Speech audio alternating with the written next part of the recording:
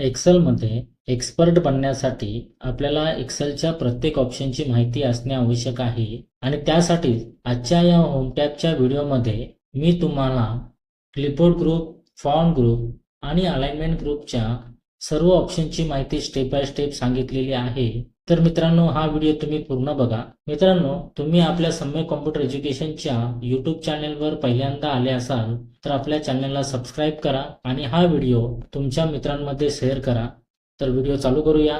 नमस्कार मित्रांनो, मी विजय मोरे सम्यक कॉम्प्युटर एज्युकेशन मध्ये तुमचं स्वागत करतो. मित्रांनो, एक्सेलमध्ये याप्रमाणे मी इन्फॉर्मेशन घेतलेली आहे आणि सुरुवातीला आपल्याला बघायचं आहे कट ऑप्शन. समजा तुम्हाला स्टुडंट नेम या सेलमध्ये असणारी इन्फॉर्मेशन दुसऱ्या ठिकाणी मूव्ह करायची आहे, तर त्यासाठी तुम्ही कट ऑप्शनवर क्लिक करा आणि ज्या ठिकाणी तुम्हाला ती इन्फॉर्मेशन पाहिजे तिथे सेल सिलेक्ट करून पेस्ट करा. तर तुम्ही बघू शकता कट पेस्ट केल्यामुळे एका सेलमध्ये असणारी इन्फॉर्मेशन दुसऱ्या ठिकाणी आपल्याला मूव्ह करता येते. आणि समजा ह्या सेलमध्ये असणाऱ्या इन्फॉर्मेशनची तुम्हाला कॉपी करायची आहे, तर त्यासाठी कॉपी ऑप्शनवर क्लिक करा आणि ज्या ठिकाणी तुम्हाला त्या इन्फॉर्मेशनची कॉपी पाहिजे तिथे सेल सिलेक्ट करून पेस्ट ऑप्शनवर क्लिक करा. तर अशा पद्धतीने कॉपी केल्यामुळे आहे त्या ठिकाणी पण ती इन्फॉर्मेशन मिळते आणि दुसऱ्या ठिकाणी पण त्या इन्फॉर्मेशनची आपल्याला कॉपी मिळते. पुढील ऑप्शन आहे फॉर्मॅट पेंटर. या ऑप्शनची माहिती आपण फॉन्ट ग्रुपच्या ऑप्शनची माहिती घेतल्यानंतर बघणार आहोत. मित्रांनो, या सेलमध्ये मार्कशीट नावाची आपल्याला फॉन्टची स्टाईल बदलायची आहे, तर त्यासाठी या फॉन्टच्या बाणावर क्लिक करा. या ठिकाणी आपल्याला खूप साऱ्या फॉन्टच्या स्टाईल दिलेल्या आहेत आणि तुमच्या आवडीनुसार तुम्हाला इथे फॉन्ट जी पाहिजे त्या फॉन्टवर क्लिक करायची आहे. समजा तुम्हाला फॉन्टची साईज वाढवायची किंवा कमी करायची आहे, तर या ठिकाणी आपल्याला फॉन्ट साईजच्या ऑप्शनमध्ये फॉन्टची साईज जेवढी पाहिजे तेवढी याप्रमाणे तुम्ही इथे घेऊ शकता किंवा इथे इन्क्रीज फॉन्ट साईज या ऑप्शनवर क्लिक करून स्टेप बाय स्टेप तुम्ही फॉन्टची साईज वाढवू शकता आणि डिक्रीज फॉन्ट साईज या ऑप्शनवर क्लिक करून तुम्ही स्टेप बाय स्टेप फॉन्टची साईज कमी करू शकता. या ठिकाणी आपल्याला कॉलमची हेडिंगला बोल्ड करायचं आहे, तर त्यासाठी इथे बोल्ड ऑप्शनवर क्लिक करा. विद्यार्थ्यांच्या नावांची जी लिस्ट आहे ती आपल्याला अशी तिरपी पाहिजे असेल तर मग त्यासाठी इटालिक ऑप्शनवर क्लिक करा आणि जर तुम्हाला अंडरलाईन पाहिजे असेल तर मग त्यासाठी इथे आपल्याला अंडरलाईनच्या या बाणावर क्लिक करायचे आहे. तर तुम्ही इथे बघू शकता तर आपल्याला दोन प्रकारची अंडरलाईन या ठिकाणी दिलेली आहे, सिंगल अंडरलाईन आणि डबल अंडरलाईन. तर तुम्हाला जी अंडरलाईन पाहिजे त्याप्रमाणे तुम्ही क्लिक करा. मित्रांनो, आपण हा जो टेबल बनवलेला आहे आणि या टेबलला जर आपल्याला बॉर्डर पाहिजे असेल तर या बॉर्डरच्या बाणावर क्लिक करा. तर या ठिकाणी आपल्याला बॉर्डरच्या खूप साऱ्या स्टाईल दिलेल्या आहेत.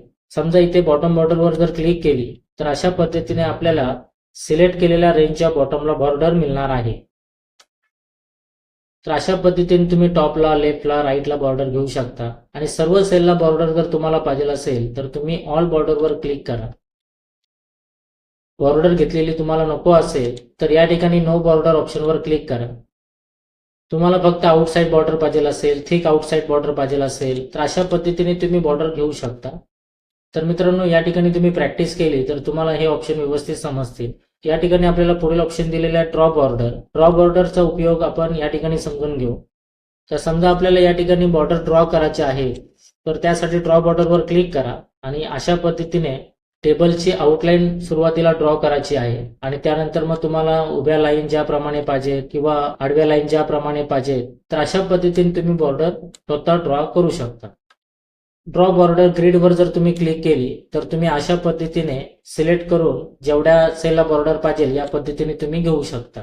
आणि जर तुम्हाला एखादी बॉर्डर रिमूव्ह करायची असेल तर या ठिकाणी तुम्हाला इरेज बॉर्डर या ऑप्शनवर क्लिक करायचे आहे आणि अशा पद्धतीने तुम्ही बॉर्डर रिमूव्ह करू शकता. आणि मित्रांनो, जर तुम्हाला बॉर्डरला वेगळी काही स्टाईल, कलर वगैरे जर पाहिजे असेल, जसं या ठिकाणी आपल्याला लाईन कलर दिलेला आहे आणि जो कलर पाहिजे त्या कलरवर तुम्हाला इथे क्लिक करायचे आहे. अशा पद्धतीने आपण वेगळ्या कलरमध्ये बॉर्डर घेऊ शकतो.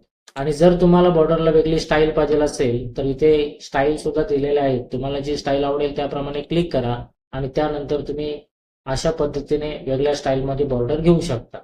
पुढे आपल्याला दिलेला आहे फिल कलर. सेलच्या बॅकग्राऊंडला जर आपल्याला कलर द्यायचा असेल तर त्यासाठी इथे फिल कलर या ऑप्शनवर क्लिक करायची आणि तुम्हाला जो कलर पाहिजे याप्रमाणे तो घ्यायचा आहे. समजा आपल्याला या ठिकाणी फॉन्टला काही वेगळा कलर वगैरे जर द्यायचा आहे तर त्यासाठी फॉन्ट कलरवर क्लिक करा. तर या पद्धतीने तुम्ही फॉन्टला कलर देऊ शकता. पुढे बघणार आहोत आपण फॉर्मॅट पेंटर. मित्रांनो, आपण एखाद्या सेलला काही फॉर्मॅटिंग केली, जसं इथे आपण या सेलमध्ये या नंबरला एक वेगळी मी फॉर्मॅटिंग करतो.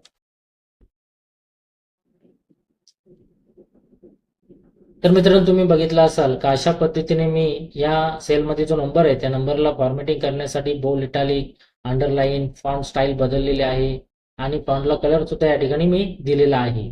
तर ही जी फॉर्मॅटिंग या नंबरला दिलेली आहे ही सेम फॉर्मॅटिंग आपल्याला या सेलमधल्या नंबरला द्यायची आहे. तर पुन्हा आपल्याला ते सिलेक्ट करावं लागणार आणि पुन्हा जे ऑप्शन मी मगाशी यूज केले त्या ऑप्शनचा उपयोग आपल्याला करावा लागणार. तर हे करण्यापेक्षा तुम्ही फॉर्मॅट केलेला सेल सिलेक्ट करा आणि फॉर्मॅट पेंटर या ऑप्शनवर जर क्लिक केली आणि त्यानंतर आपल्याला ज्या सेलला फॉर्मॅटिंग करायची आहे ती रेंज याप्रमाणे सिलेक्ट केली तर तुम्हाला ऑटोमॅटिक त्या सेलमध्ये केलेली फॉर्मॅटिंग तुम्हाला या सेलमध्ये मिळणार आहे.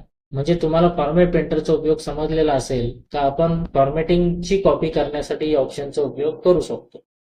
पुढील आपल्याला अलाइनमेंट ग्रुपचे ऑप्शन बघायचे आहेत. तर त्यासाठी मी या रोची हाईट थोडी वाढवतो.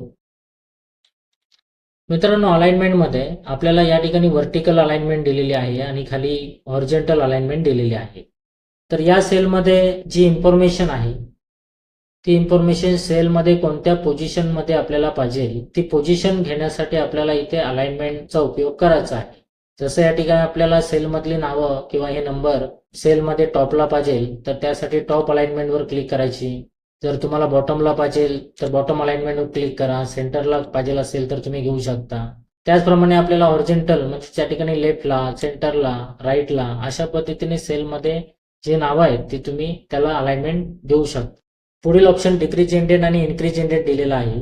मित्रांनो, आपण हॉरिझॉन्टल अलाइनमेंटला हा पर्याय ऑप्शन म्हणून त्याचा उपयोग करू शकतो.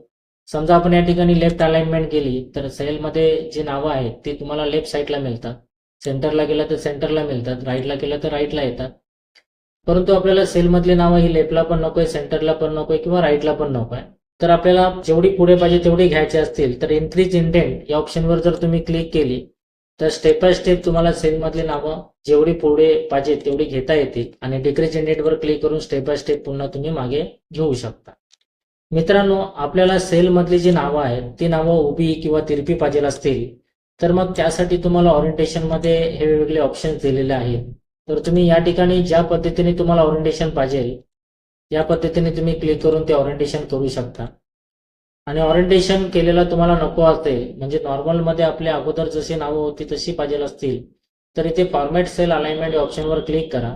या ठिकाणी आपल्याला जेवढं ओरिएंटेशन पाहिजे तर याप्रमाणे इथे सुद्धा आपण करू शकतो.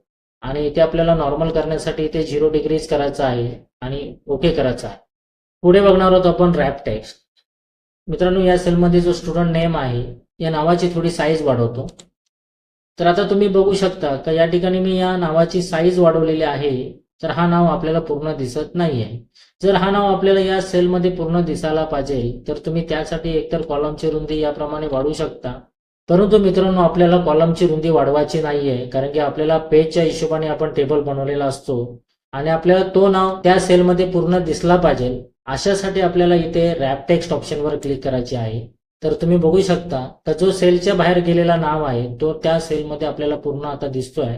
पुढे दिलेलं आहे मर्ज अँड सेंटर. मित्रांनो, या ठिकाणी मार्कशीट ही जी हेडिंग आहे ती या पूर्ण टेबलची आहे आणि ही हेडिंग आपल्याला या सर्व सेलमध्ये पाहिजे. म्हणजेच आपल्याला या सर्व सेलचा एक सेल बनवायचा आहे. तर मग त्यासाठी तुम्ही मर्ज सेल ऑप्शनवर क्लिक करा. तर तुम्ही बघू शकता की या सर्व सेलचा एक सेल बनलेला आहे आणि जर तुम्हाला मर्ज केलेला सेल नको असेल तर या ठिकाणी अनमर्ज सेल ऑप्शनवर क्लिक करा. म्हणजे हे सर्व सेल वेगवेगळे होतील. आणि जर तुम्ही मर्ज सेंटर या ऑप्शनचा उपयोग केला तर अनेक सेलचा एक सेल पण होणार आणि अलाइनमेंट त्या सेलची सेंटर आपल्याला मिळणार आहे. तर याप्रमाणे आपल्याला सेंटरला तो नाव मिळतो. या ठिकाणी आपल्याला मर्ज अॅक्रोचा ऑप्शन दिलेला आहे. हा ऑप्शन मी तुम्हाला या ठिकाणी समजून सांगतो. मित्रांनो, हा जो आपण टेबल बनवलेला आहे या टेबलमध्ये आपल्याला कॉलमचे सेल मर्ज करायचे आहे. म्हणजेच आपल्याला या पद्धतीने हे सेल मर्ज करायचे आहेत लिस्टमध्ये आणि असे खूप सारे तुम्हाला कॉलममध्ये सेल मर्ज करायचे असतील तर या ठिकाणी तुम्ही मर्ज अॅक्रोसवर क्लिक केली तर तुम्हाला अशा पद्धतीने कॉलमचे सेल लिस्टमध्ये मर्ज करता येणार आहे. तर मित्रांनो, आतापर्यंत आपण जे काही ऑप्शन बघितले ते ऑप्शन कॉमन ऑप्शन आहेत आणि साहजिकच तुम्हाला ते ऑप्शन माहितीही असतील. परंतु होम टॅबमध्ये पुढचे जे ऑप्शन्स आहेत number group, styles group, cells group याच्यामध्ये जे काही ऑप्शन्स आहेत ते फार महत्त्वाचे ऑप्शन्स आहेत आणि त्यामुळे आपल्याला त्या सर्व ऑप्शनची सविस्तर माहिती घ्यायची आहे. तर मित्रांनो, पुढील व्हिडिओमध्ये मी तुम्हाला नंबर ग्रुपच्या सर्व ऑप्शनची सविस्तर माहिती सांगितलेली आहे, तर तो व्हिडिओ तुम्ही नक्की बघा. धन्यवाद.